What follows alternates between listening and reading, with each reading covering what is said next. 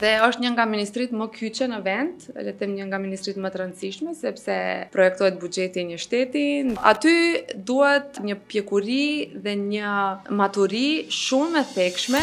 Nëse do kishe ndarë kështu me poste, flasim tani me çështje ministrish, për shembull, cila nga ministritë do t'ishte kështu sipas rëndësisë dhe me çfarë moshe ti do i vendosje ministrat nëpër ato ministri? Tani po bën një pyetje që duhet të jem edhe subjektive, sepse ti e din që unë kam punuar me shumë ministra, po. Të moshave të ndryshme. Po. Arrivist me shumë pasion, po që se kam pasur përgatitjen e duhur.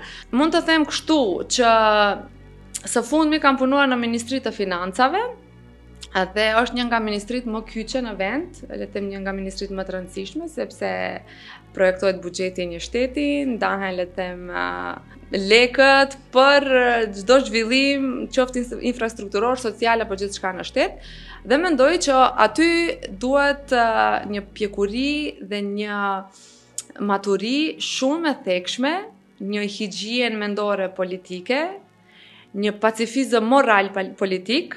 Dhe kjo është krejt një komponent shumë komplekse e ndërthurjes së një njeriut, por edhe një individ i cili diti t'i bie ndonjëherë tavolinës dhe të marrë vendime të duhura.